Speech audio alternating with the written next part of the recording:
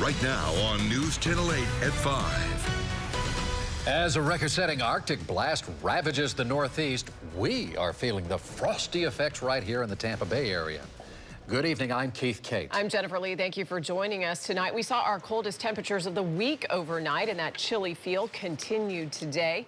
People in Lakeland all bundled up in coats and gloves.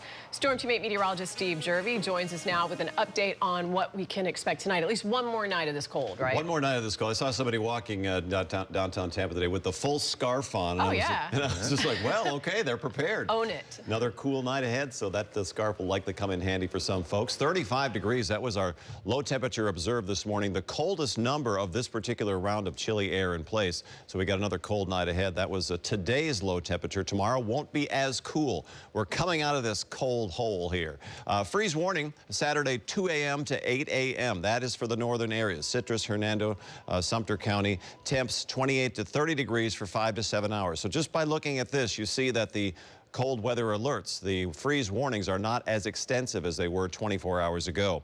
48 degrees in the western part of Citrus County in Crystal River. Southwest winds are light. Winds are light, but they're slowly coming more northeasterly. That's just a slightly milder flow.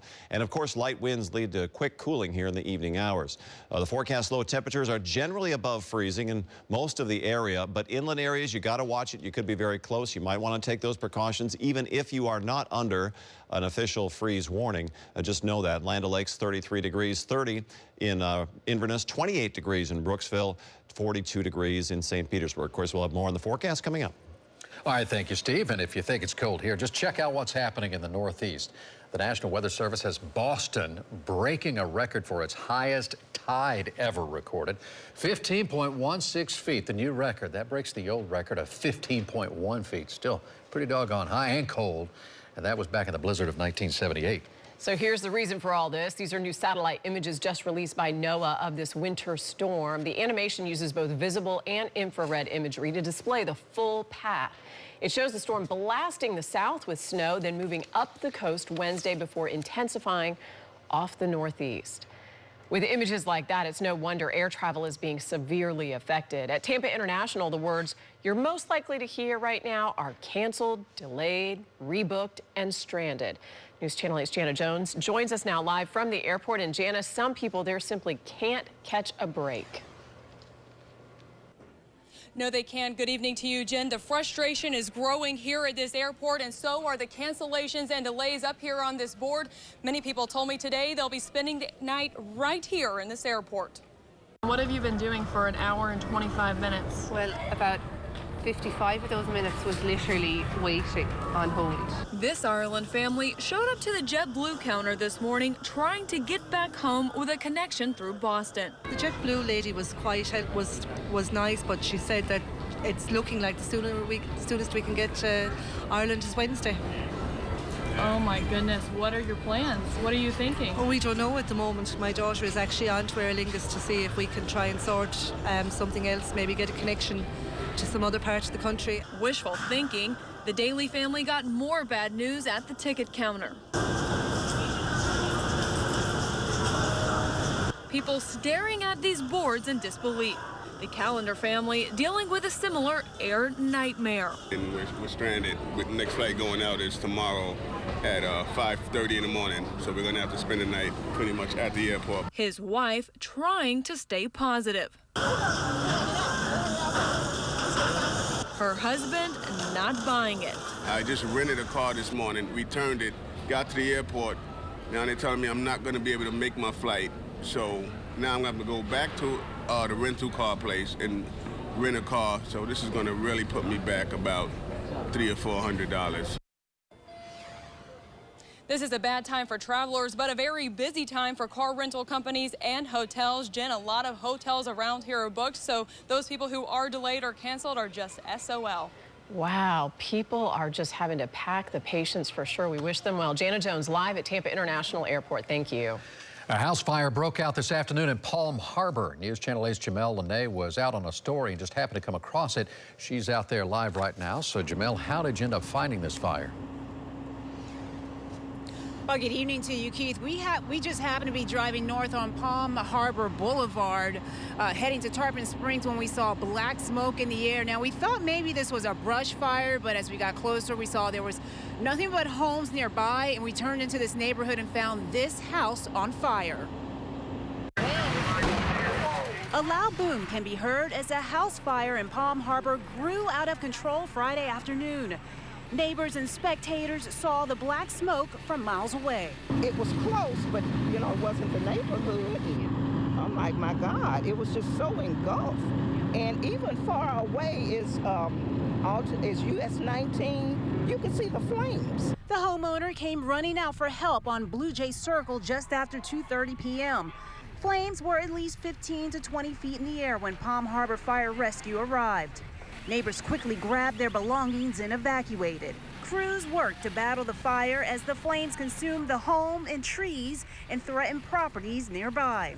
Joyce Loveless, who lives close by, spoke to the homeowner. The utilities, I guess the heat or something's not on, and he stated that he was trying to start a gas heater.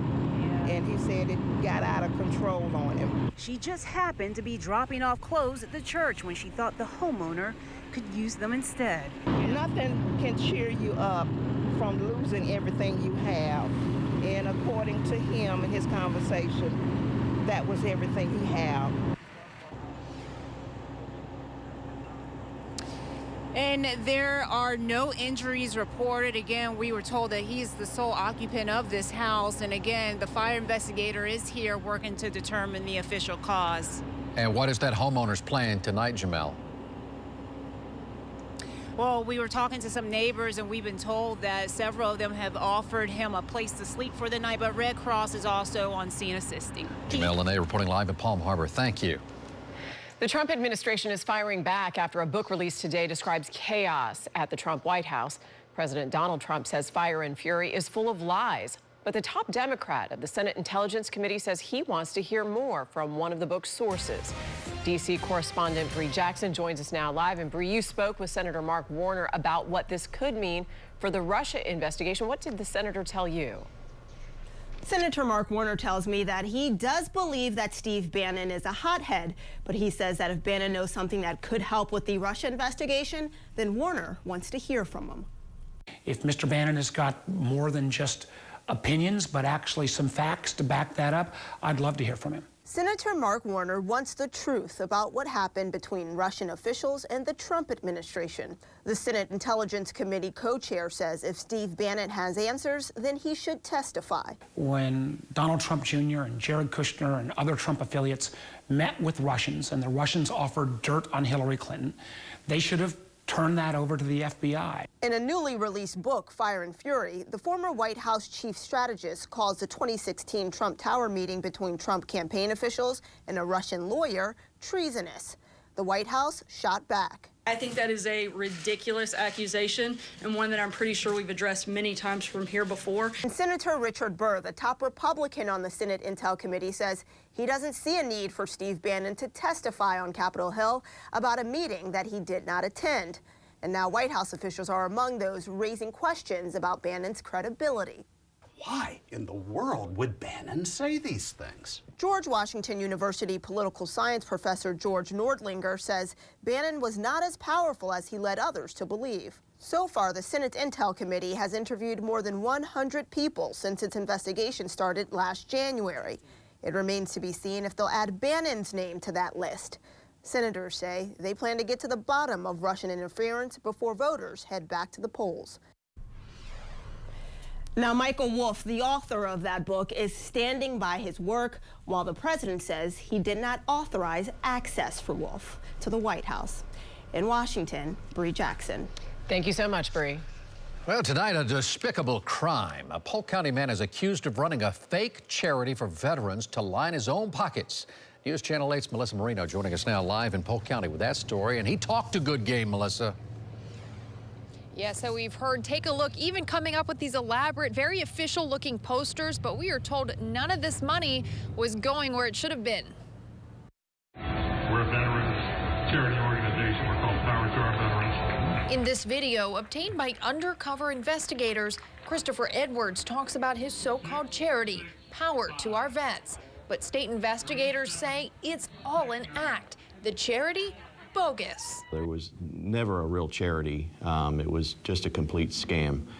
He had folks giving money, donating items for a raffle, doing all kinds of events where he thought that he had everyone fooled. And for the last year, he did. He was very charismatic, had a great personality. He was trustworthy, it seemed like, for the most part. Casey McKibben, general manager of McKibben Powersport Honda, believed Edwards. His company donated money, they let him post flyers and sell raffle tickets, and even offered this motorcycle at a cheap price to use as a raffle item. All right, we're giving away a raffle prize. But we're told Edwards never delivered. By us holding that bike for over a year, we probably lost a few $1,000s worth. Thousands of dollars from various donors supposed to go to those who fought for our country, instead, we're told, went straight into Edwards' personal banking account. In court, he admitted to the judge he doesn't have a job. Sir, do you have a job? No, ma'am. It's disappointing to see people taking advantage of people that really need our help. So in the end, investigators only found one veteran who actually received money from him, Keith, a whopping $46. Well, he's paying the price for that now, I suppose. Melissa Marino reporting live in Polk County. Thank you. Typically, it's other drivers who call 911 when they suspect someone on the road is drunk. But a Winter Haven man actually called Polk deputies to report himself. What is it you're trying to report, sir? I was just drunk driving. You're drunk driving right now? Yeah, all night. Okay, well, can you I'm pull actually right in front of the police department right now. Okay, can you pull over somewhere so an But they officer... won't. Where are you right now? I don't know, I'm too drunk.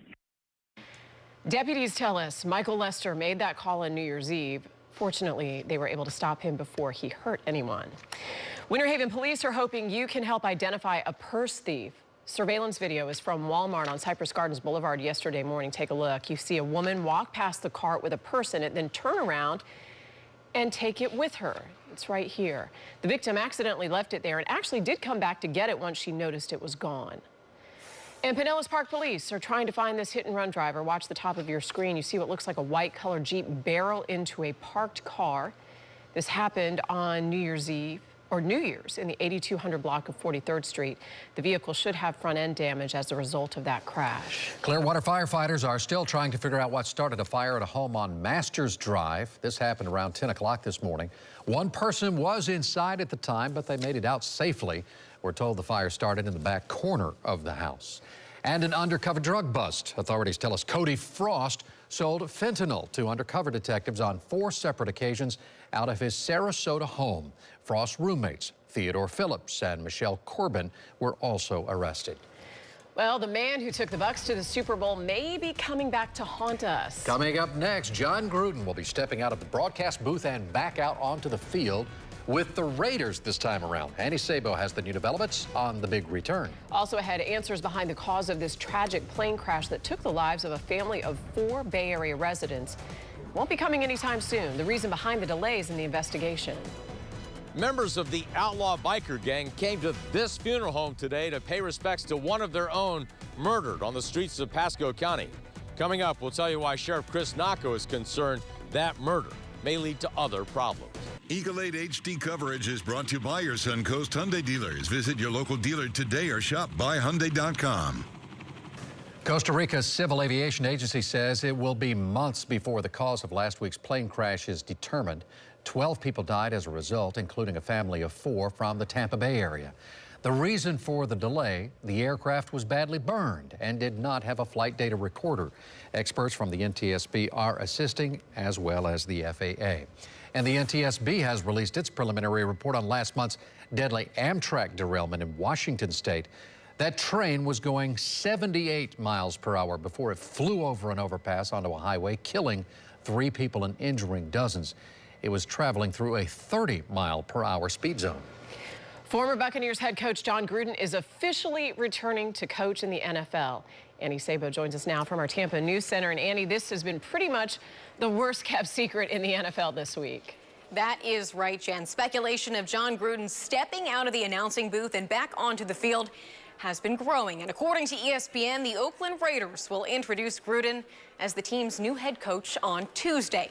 As of right now, it is being reported that the Raiders will offer Gruden the longest coaching deal in NFL history. This would be a 10-year deal for, listen up, close to $100 million. Gruden coached Oakland from 1998 to 2001, but has not coached since moving to ESPN as a color commentator in 2009.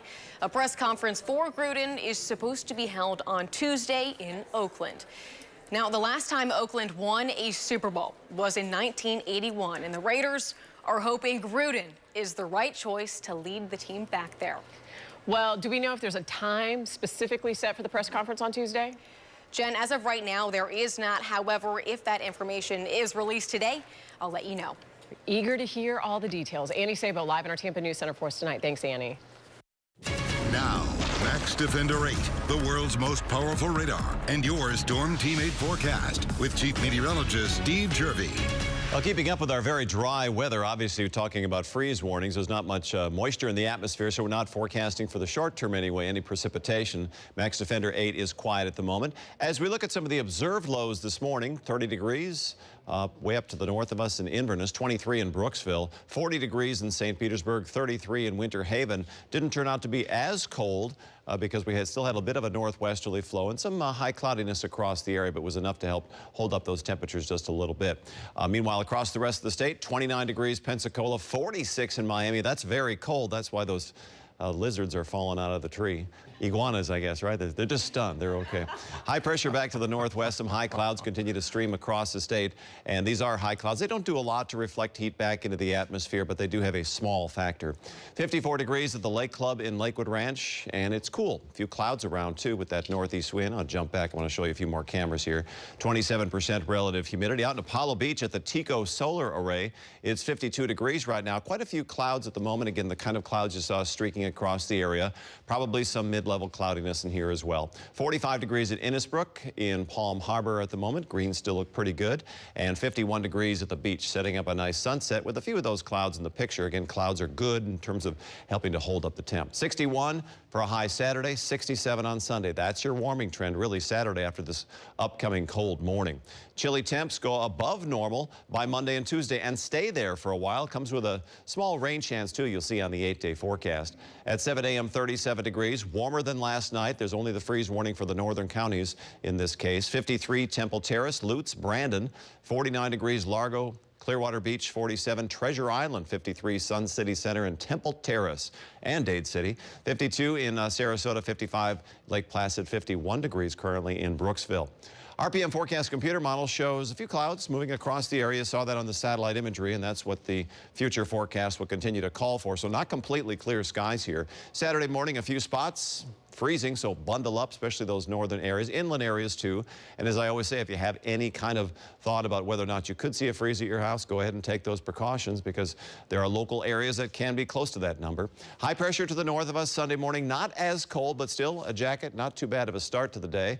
And then temperatures reach the upper 60s. Then by Monday, back in the 70s once again. Doesn't take too long. Start to bring that wind out of the east. That starts to bring back some moisture and a few clouds overall. So we'll look forward to temperatures getting back to where they should be this time of year, closer to it anyway. Monday, note the 10% rain chance. And we have a rather curious area of low pressure we're still monitoring. I would imagine that the rain chances for Tuesday and Wednesday will change as we see the situation develop. Right now, we'll add a chance of seeing a shower in the forecast. And then for Thursday, about a 10% chance, 20% chance there on Friday. And then for Saturday, at 20%. But we do get back in the warm category and stay there. This was a cold week, rather unusual in dealing with freezes for an extended period of time. Really, the possibility of 3 days in a row, kind of unusual. It usually bounces right back. Yeah. You've been a busy man. I have this week. All right. Thanks, Steve. Thank you. It's about to get a lot cheaper to visit the happiest place on earth in the new year, but there is a catch. Is there always a catch? How you may qualify for deep Disney discounts. Coming up next. An 8 on your side consumer alert for you tonight. For the first time ever, both the Mega Millions and Powerball jackpots have prizes of $400 million or more at the same time. That means someone who plays and wins both, you know, because that could happen, could become a billionaire. All right, fine, Keith. The chances of having the ultimate payout from both are highly unlikely. I get it. There's a chance. The Mega Millions drawing is tonight at 11, and the Powerball drawing is Saturday night. Gosh, that would be so nice. The price for a gallon of gas is expected to cost you more in 2018, but if you win the lotto, you won't even care. GasBuddy.com predicts gas prices will rise 18 cents a gallon nationwide. That's almost 50 cents more than it was in 2016. The typical American household will spend about $1,900 next year, or this year, I guess, on gas. Tobacco giant Philip Morris International says it has a New Year's resolution to quit smoking. It announced that it's going to eventually get out of the cigarette business and actually try to help people quit smoking. The company produces popular cigarette brands Marlboro and Parliament. Philip Morris says it plans to focus on e-cigarettes and heated tobacco products. All right, if you live in Florida, how about this? You can go to the most magical place on earth for a discount price. According to Walt Disney World's website, tickets usually cost between $99 and $159, but now you can get 3 days to any park for only $159. Altogether, that comes to about $53 per ticket.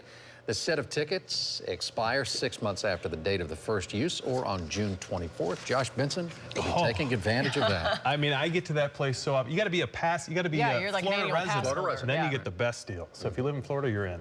Which we do, so good for us, there right? you go. You're in. What's You're coming up Absolutely. at 5:30? Hey guys, coming up, a crafty quick change artist caught on cam stealing hundreds right under the nose of the Walmart cashier. The warning for police about this sleight of hand master.